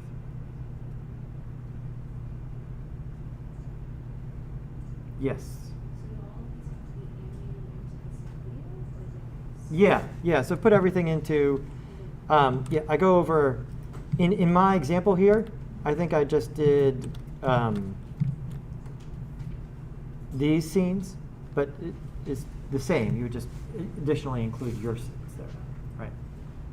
So yours will be a little bit longer than the example because you'll have these extra scenes.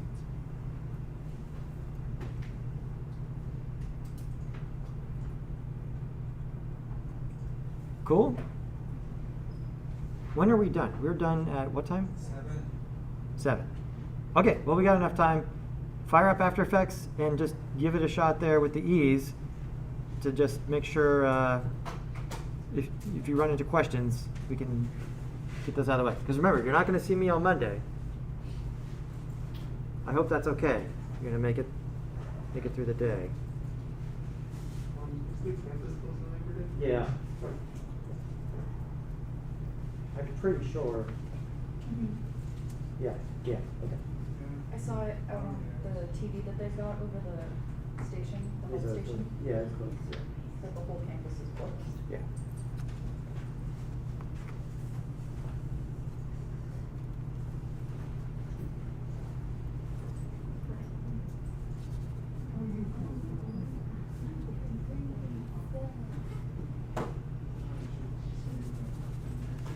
I know. It is so cool.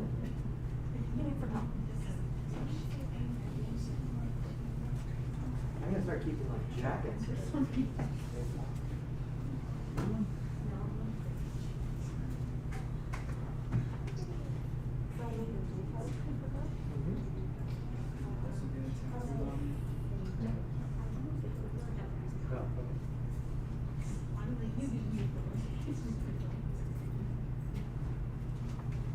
Just to go to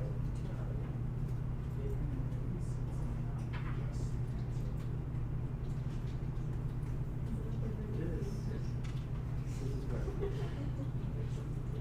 the button with 3 dots is always a file location in Cinema.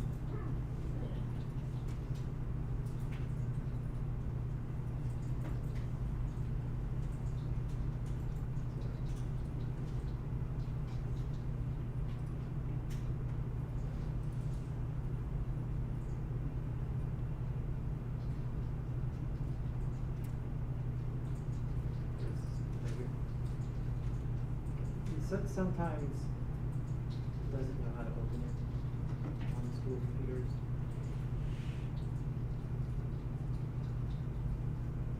Should we just call this typography? Yeah.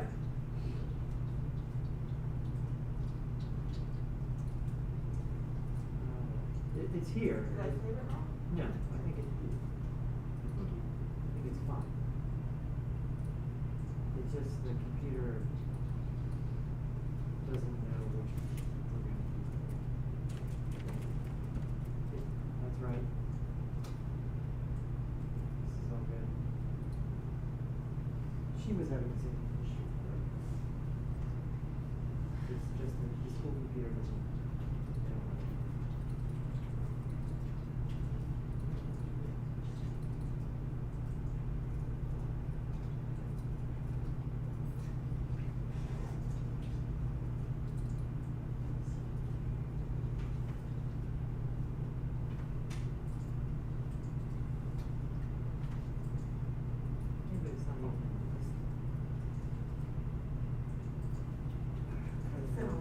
don't even know what the demo picture thing is called.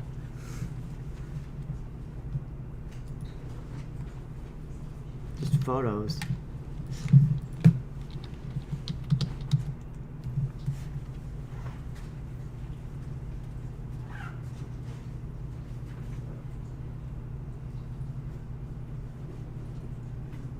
Type photos. Click on that.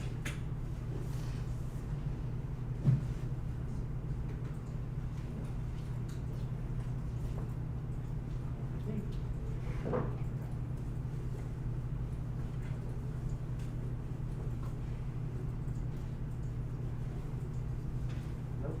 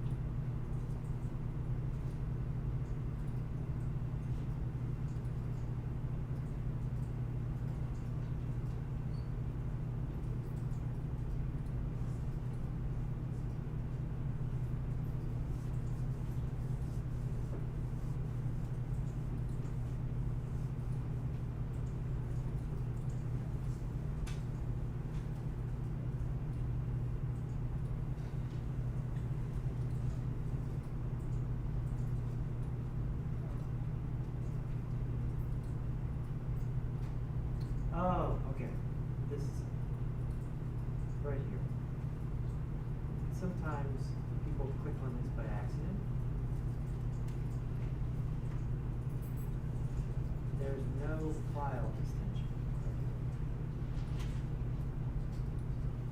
Now there's a file extension. And so when you make the file, thank you.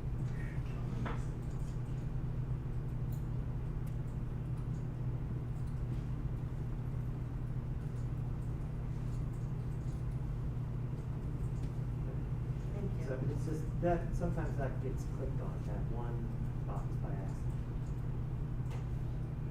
Should I use it as a tip? What is tip? No, the TIFF is a big uncompressed file. JPEG is fine.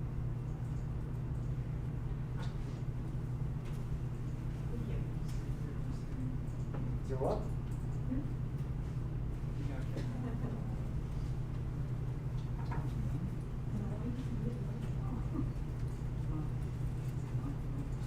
Did everybody download the fonts and practice installing a font?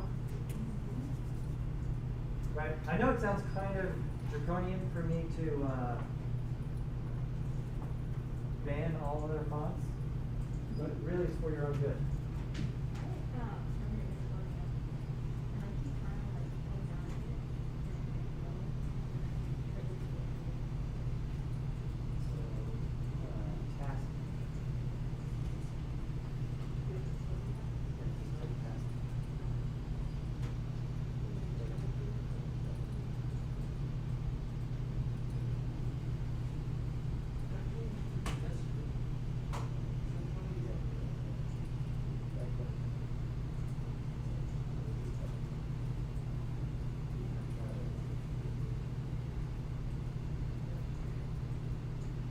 Like I said, they don't have the right version of Cinema 4D on these computers. They're trying to do a bunch of other stuff to them, and so it's kind of a work in progress. We're trying to get all the kinks worked out so that these aren't less problematic.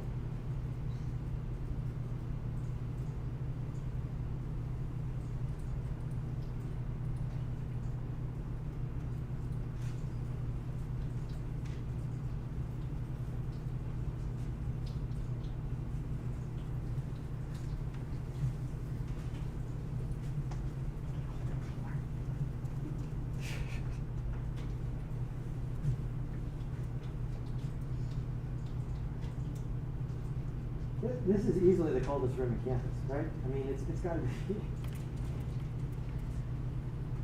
Pretty cold. I mean, do we have like a giant meat locker here? I suppose that would be colder. I was but, thinking like, it was like a board. It was like you and Mr. Freeze's layer. Yeah, in the nursing building, right? There's. I mean, do they have them? Do they have cadavers? I don't. I mean, honestly, I don't know. Like, that doesn't seem. I know that it would be in this building though. No, the nursing building. This is the like the coldest. It's because of the sheer amount of electronics. They're trying to keep them from overheating. I guess. My dad works in a room with really big servers, and it's always cold because they're trying to make sure that they don't overheat. Yeah, all of our servers are right there. Mhm. I mean, they're doing good service here, because we could probably have heat strokes in here. We didn't have AC. Yeah, I mean, I'm complaining a lot this week. I'm glad it's colder rather than too hot, I mean, for sure. But it's a little ridiculous. It's pretty hot today. Like every day. Arizona, what do you expect? That's Arizona's It's quite such colder. a change. Arizona's quite colder these days. Yeah, it did rain yesterday. It got cooled off. It's Yeah, supposed one to- day of rain and now 50 days of heat. I mean, it's supposed to moist rain- heat. it's supposed to rain this week. Humid heat, yes. That's correct. Texas. Humidity. That's all. Texas. Texas, Arizona, New Mexico, it's like the same thing. Similarities, there's a lot of similarities. One has problems, one has problems. Where do Cowboys come from? It's Texas. We're talking about the weather. Look, ice cream. Yeah, go back to the computer.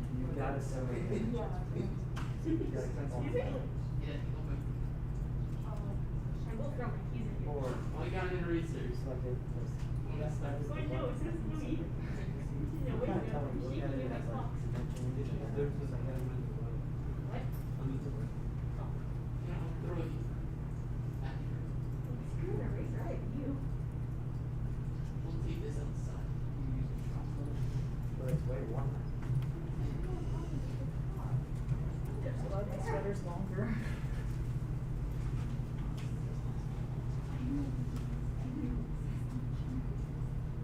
All right, looks good. Everybody safe. Everybody know what they're doing for Wednesday, right? And then we'll get back to the Monday schedule, so you have a little bit less time. The next project will be a 740 project. Okay? Sound good?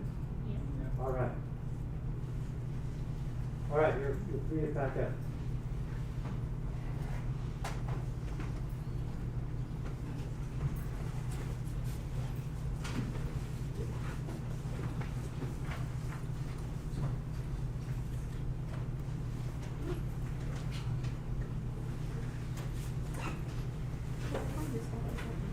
My bedroom is this temperature all this time, and I don't have an issue there.